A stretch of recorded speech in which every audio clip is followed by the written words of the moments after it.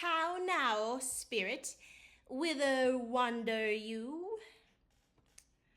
Over hill, over dale, thorough bush, thorough briar, over park, over pale, thorough flood, thorough fire, I do wander everywhere, swifter than the moon's sphere, and I serve the fairy queen to do her orbs upon the green. The cowslips tall her pensioners be, and their gold coat spots you see. Those be rubies, fairy favors, in those freckles live their savors. I must go seek some dewdrops here, and hang a pearl in every cowslip's ear. Farewell, the love of spirits, I'll be gone. Our queen and all her elves come here anon. Wow. The king doth keep his revels here tonight. Take heed the queen come not within his sight, for Oberon is passing, fell in wrath, because that she, as her attendant, hath a lovely boy stolen from an Indian king. She never had so sweet a changeling, and jealous Oberon would have the child, knight of his train, to trace the forests wild. But she perforce withholds the loved boy, crowns him with flowers, and makes him all her joy. And now they never meet in grove or green, by fountain clear or spangled starlight sheen, but they do square that all their elves for fear creep into acorn cups and hide them there.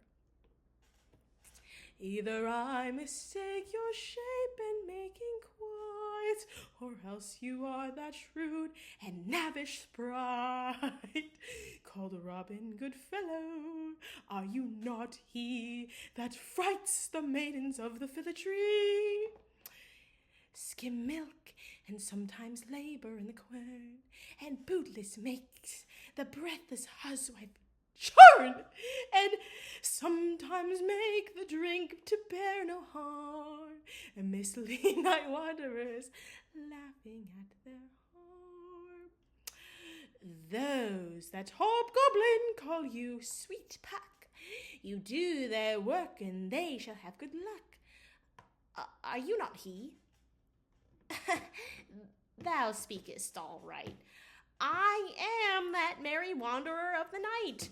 I jest to Oberon and make him smile, when I a fat and bean-fed horse beguile, neighing in likeness of a filly foal, and sometimes lurk I in a gossip's bowl, in very likeness of a roasted crab. And when she drinks, against her lips I bob, and on her withered dewlap pour the ale.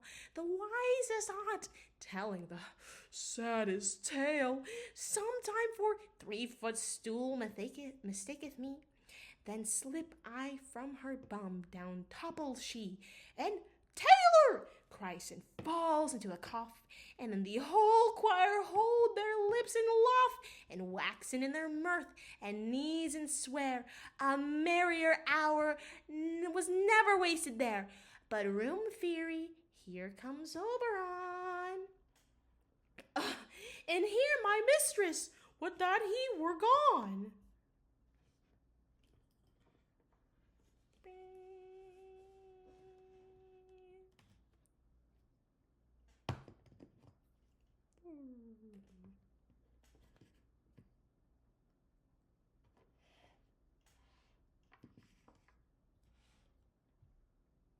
Blocking, guys. I didn't practice the blocking, okay?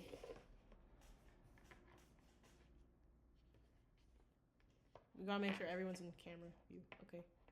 Blocking is important, guys. Okay. Ill met by moonlight, proud Tanya. What? Jealous Oberon. Fairies, skip hence. I have forsworn his bed and company. Tarry, rash wanton, am I not thy lord? Then I must be thy lady. But I know when thou hadst stolen away from fairyland, and in the shape of corn sat all day playing on pipes of corn and versing love to amorous Philia. Why art thou here? Come from the farthest steep of India, but that forsooth the bouncing Amazon, your buskin mistress and your warrior love, to Theseus must be wedded, and you come to give their bed joy and prosperity? How canst thou thus for shame, Titania, glance at my credit with Hippolyta, knowing I love thy Theseus? Didst not thou lead him through the glimmering night from Paragonia whom he ravished, and make him with fair Agils break his faith, with Eridine and Entopia? These are the forgeries of jealousy, and never since the MIDsummer spring met we on a hill in dale, forest, or mead, by paved fountain or by rushy brook, or in the beached margin of the sea, to dance our ringlets to the whistling wind. But with thy brawls those hath disturbed our sport, therefore the winds, piping to us in vain, as in revenge have sucked up from the sea contagious fogs, which falling in the land hath every pelting river made so proud that they have overborne their continents. The ox hath therefore stretched his yoke in vain. The plowman lost his sweat, and the green corn hath rotted ere his youth attained a beard. The fold stands empty in the downed field, and crows are fatted with the murrain flock. The 9 men's moors is filled up with mud, and the quaint mazes in the wanton green, for lack of tread, are undistinguishable. The human mortals want their winter here. No night is now with him or carol blessed. Therefore, in the moon, the governess of floods, pale in her anger, washes all the air, that rheumatic diseases do abound. And thorough this temperature we see the seasons alter. Hoary-headed frosts fall in the fresh lap of the crimson rose, and on old Hame's thin and icy crown, an odorous chaplet of sweet summer buds is as in mockery set. The spring, the summer, the childing autumn, the angry winter change their wonted liveries, and the mazed world by their increase now knows not which is which. And the same progeny of evil comes from our debate, from our dissension. We are their parents and original. Do you amend it, then? It lies in you. Why should Titania cross her Oberon? I do but beg a little changeling boy to be my henchman. Set your heart at rest! The very land buys not the child of me. His mother was a votress of my order, and in the spiced Indian air by night full often hath she gossiped by my side, and sat with me on Neptune's yellow sands, marking the embarked traders of the flood. When we have laughed to see the sails conceive and grow big-bellied with the wanton wind, which she, with pretty and swimming gait, following her womb, then rich with my young squire, would imitate and sail upon the land to fetch me trifles and return again, as from voyage, rich with merchandise. But she, being mortal of that boy, did die, and for her sake do I rear up her boy, and for her sake I will not part with him. How long within this wood intend you stay? perchance till after Theseus' wedding day, if you will patiently dance in our round and see our moonlight revels, go with us. If not, shun me, and I will spare your haunts. Give me that boy, and I will go with thee. Not for thy fairy kingdom. Fairies, away! We shall chide downright if I longer stay.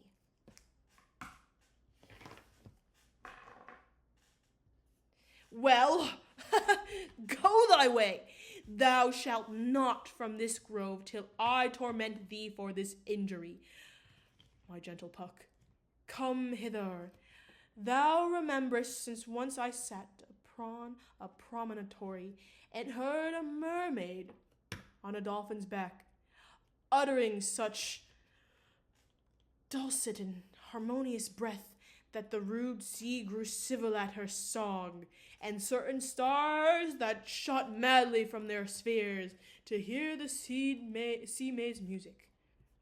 I remembered.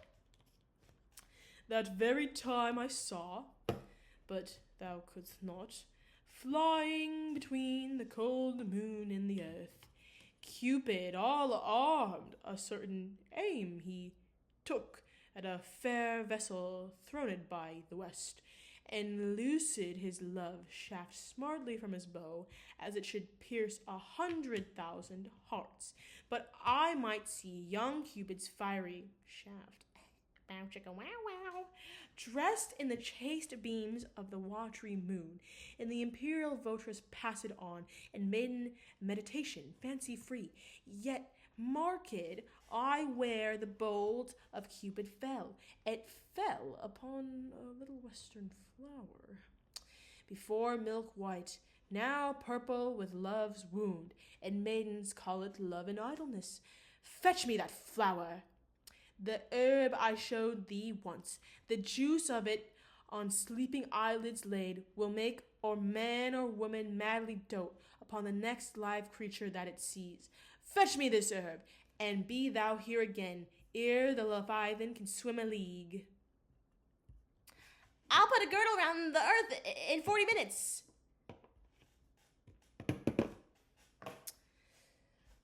Having once this juice, I'll watch Titania when she is asleep, and drop the liquor of it in her eyes. The next thing, then she, waking, looks upon it, be it on lion, bear, or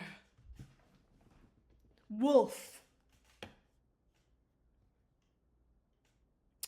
or bull, or on meddling monkey,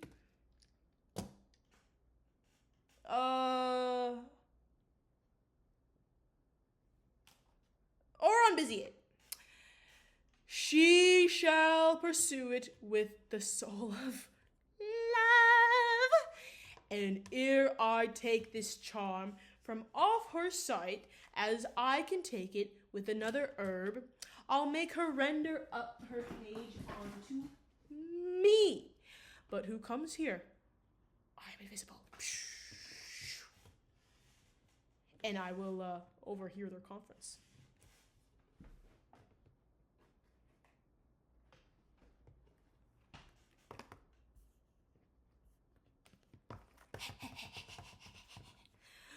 I love thee not, therefore pursue me not.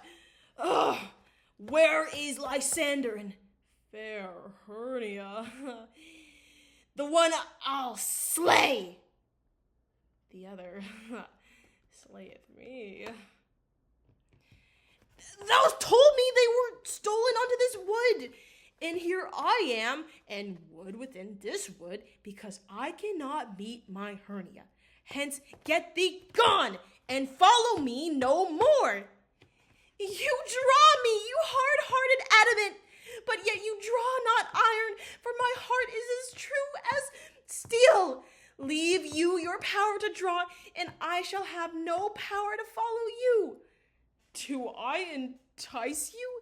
Do I speak you fair? Or rather, do I not in plainest truth, tell you I do not, nor I cannot love you. And even that do I love you the more. I am your spaniel. Ugh.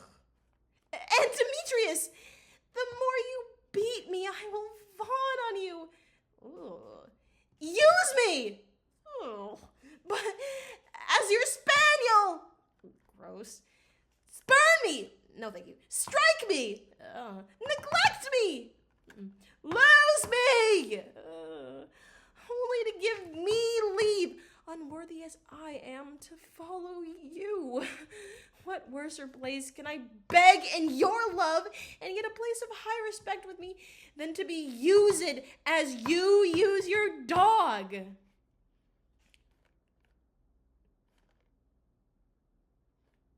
This bitch got issues, girl. Attempt not too much the hatred of my spirit, for I am sick when I do look on thee, and I am sick when I look not on you. You do impeach your modesty too much. To leave the city and commit yourself into the hands of one that loves you not. To trust the opportunity of night and the ill counsel of a desert place with the rich worth of your virginity. Your virtue is my privilege, for that it is not night when I do see your face. Therefore I think I am not in the night, nor doth this wood lack worlds of company. For you, in my respect, all are the world. Then how can it be said I am alone when all the world is here to look on me? I'll run from thee and hide me in the brakes, and leave thee to the mercy of the wild beasts. The wildest hath not such a heart as you. Run when you will, the story shall be changed.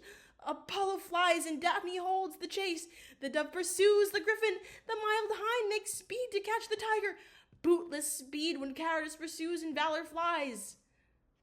I will not stay thy questions. Let me go. Or if thou follow me, do not believe, but I shall do thee mischief in the wood. I in the temple, in the town, in the field. You do me mischief, Demetrius. Your wrongs do set a scandal on my sex. We cannot fight for love as men may do. We should be wooed, and we're not made to woo.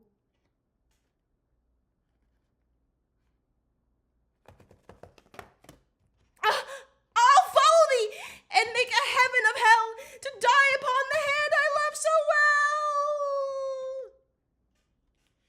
Fare thee well, nymph.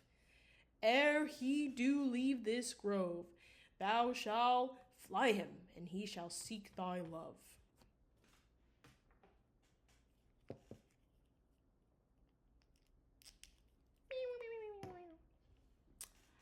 Hast thou the flower there? Welcome, wanderer. I don't have a prop for this, but whatever. Aye, there it is. I pray thee, give it to me. I know a bank where the wild thyme blows, where ox slips and the modding violet grows, quite over canopied with luscious woodbine, with sweet musk roses and with elegant hind. This leaves Titania some time of the night, lulled in these flowers with dances and delight, and there the snake throws her enameled skin, weed wide enough to wrap a fairy in, and with the juice of this I'll streak her eyes, and make her full of hateful fantasies. Take thou some of it and seek through this grove. A sweet Athenian lady is in love with a disdainful youth. Anoint his eyes, but do it when the next thing he espies may be the lady. Thou shalt note the man by the Athenian garments he hath on. affect it with some care, that he may prove more fond on her that she upon her love. And look thou meet me ere the first cock crow. Fear not, my lord, your servant shall do so.